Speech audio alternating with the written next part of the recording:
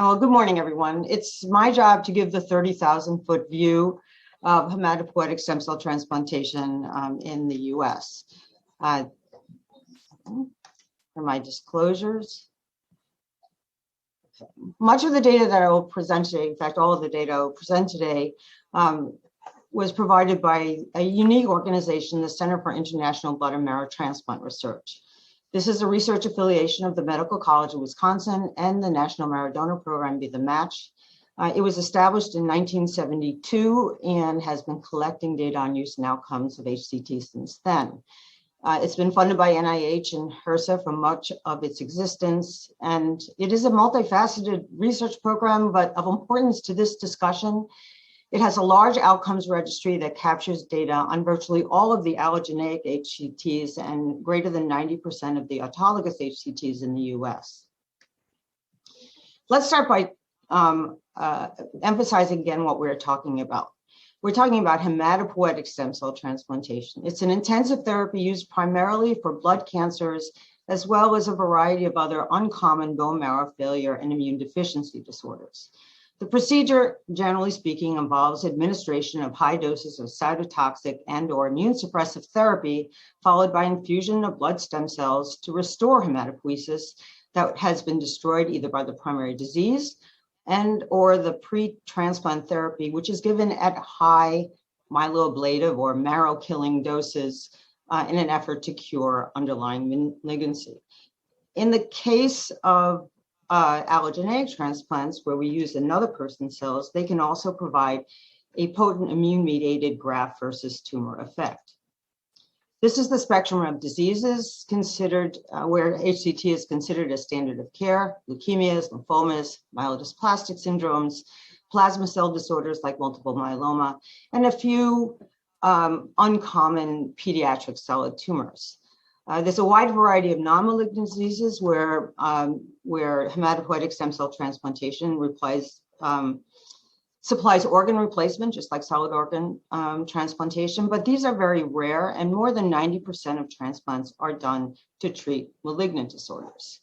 What are we not talking about today? Well, we're not talking about this group of stem cells that was described by Dr. Applebaum.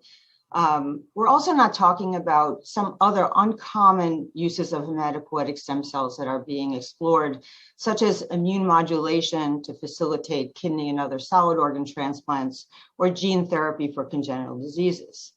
These are all quite diverse therapies, none of which are standard of care or done frequently. They're administered by diverse medical specialties. They have a different spectrum of therapeutic impacts and adverse effects, and there are almost no long-term available with which to discuss their impact on long-term disability.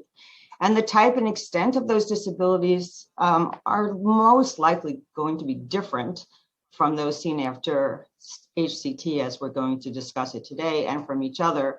And the expertise to estimate those will lie in the communities focused on their development, not the people who are on the video conference today. So there are two major types of HCT, depending on where we get the cells. There are autologous transplants, where the cells are collected from the patient's bloodstream and stored for transplant after high-dose cytotoxic therapy. It is the more common in general. It's an option for patients with certain diseases where dose intensification to the point of marrow ablation is the primary goal. Allogeneic transplants use cells from a healthy donor, family member, unrelated volunteer, or stored umbilical cord blood.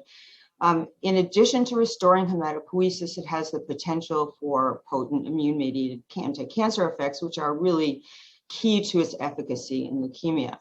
Allogeneic transplants require matching for human leukocyte antigens, or HLA, usually close matching. These are cell surface proteins that are critical to the human immune response. We'll talk a little bit more about that in a minute. All right, just lost my ability to advance. Okay, so we can collect these cells in a variety of ways. We can put a needle right into the bone marrow and under anesthesia, of course, and pull them out. We can give drugs to the patient or donor and to mobilize those cells out of the marrow into the bloodstream and collect them by apheresis. We or we can collect umbilical cord blood from the placenta after delivery.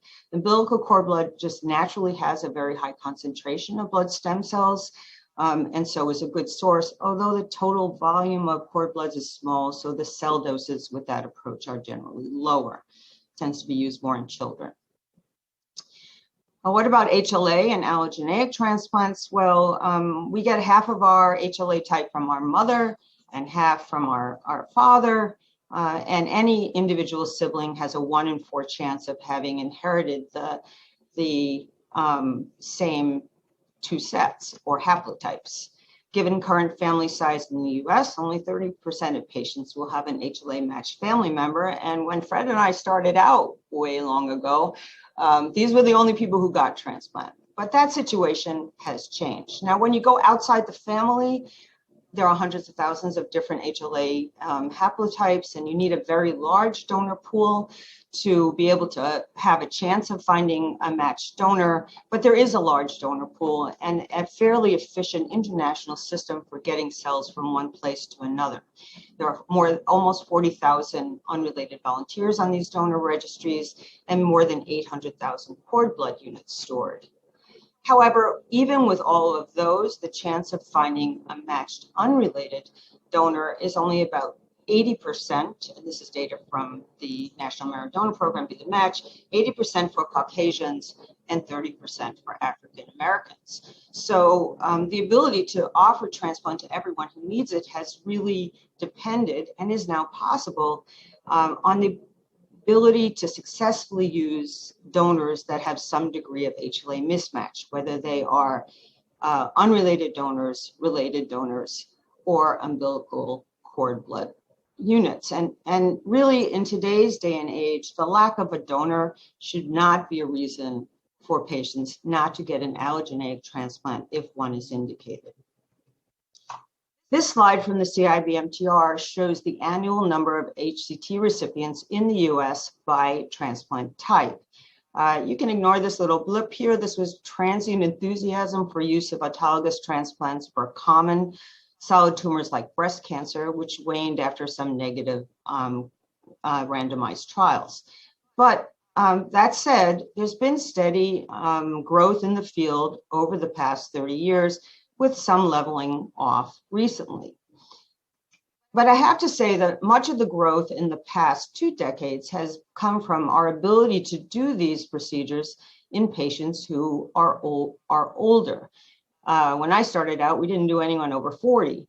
Now you can see 42% of allogeneic transplants and more than half of autologous transplants are in patients who are over the age of 60. Now these are patients who are at retirement age anyway, so maybe not so pertinent to the discussion. So I have, with the help of my colleagues at the CIBMTR, redone a lot of these summary slides, which we make available on our website, by the way, to restrict the population to patients who have their procedure up to age 60. And what you can see here is that the use of autologous and allogeneic transplants has not changed a lot over the last decade.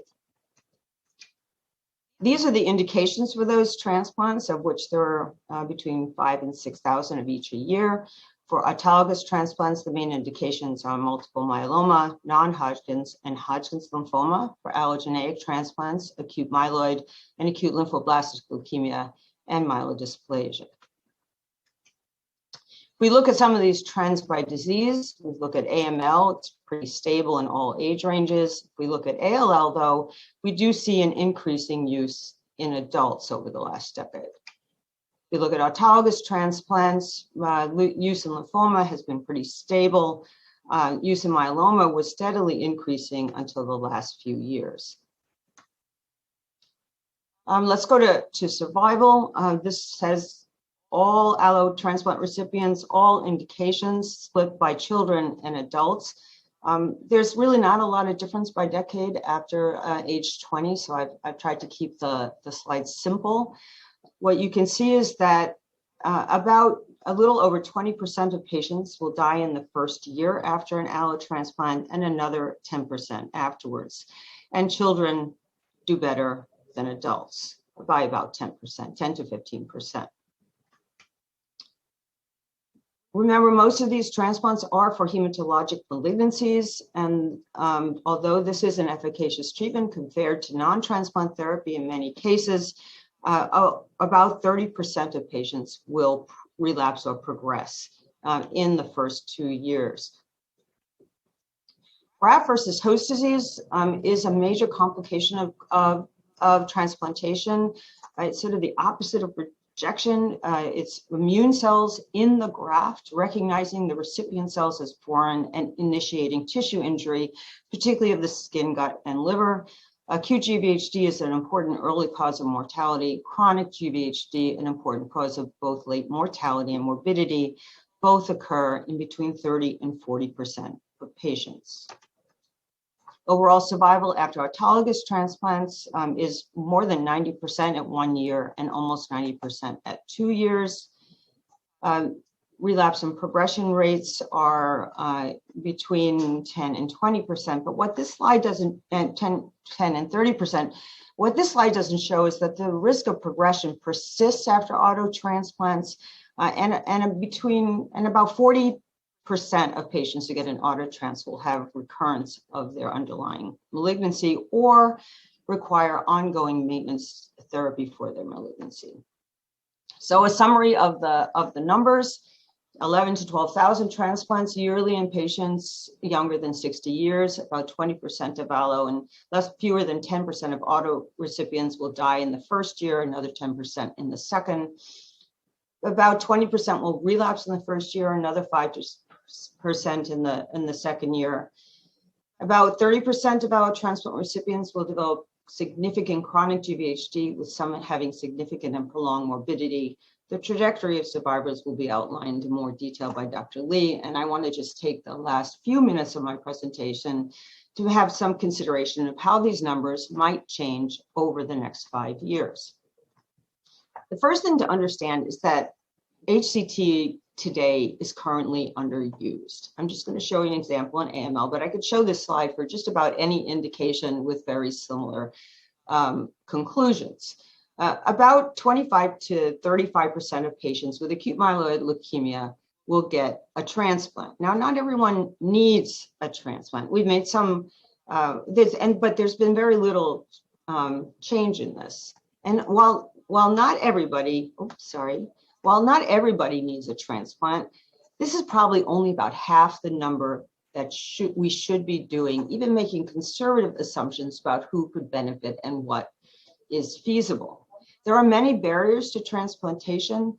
One that is often quoted in the allo setting is the lack of a matched donor. I think that is no longer an issue, but people have been slow to realize that. However, we have seen, as shown here, an increase in the use of mismatched related donors, particularly. And this has been made possible by what is becoming a change in the standard of care to prevent graft versus host disease with an approach called post-transplant cyclophosphamide. Well, for this talk, it's not important what it is. What's important is that it is replacing, even in the match setting, and this is applied with all transplants, matched and mismatched, the previous standard of care, which is calcineurin inhibitor based. I showed you the slide that shows how it has increased the use of mismatched related donors. It is also increasingly used to successfully perform mismatched unrelated donor transplants. So that's going to be talked about later today.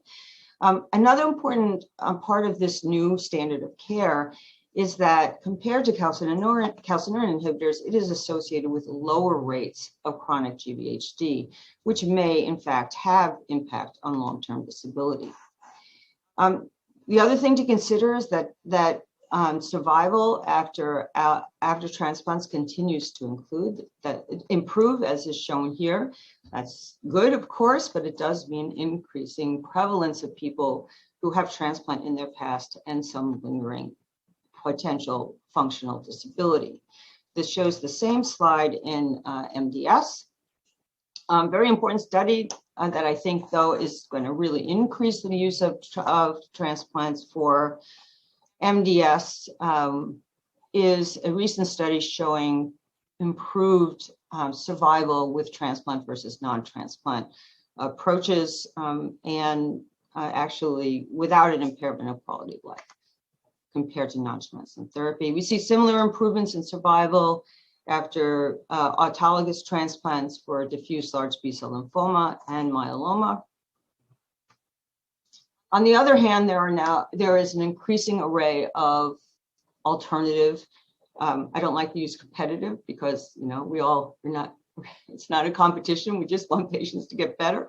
But alternative therapies, and we're not quite sure what the impact of that will be. Now, I've shown here targeted cell therapies, chimeric antigen receptor T-cell therapies that have gotten a lot of press, but there's also an array of targeted drugs and immune modulator drugs that are being used in these settings. The CAR T, there are now approved CAR T-cell products for non-Hodgkin's lymphoma, acute lymphoblastic leukemia, and very recently myeloma. And we actually can see that the FDA approval of CAR T cells for non-Hodgkin's lymphoma did decrease the number of auto transplants being done, but hard to know how that will sort out. We're still figuring it out. Do we do them both together? We do reserve CAR Ts after auto transplant fails.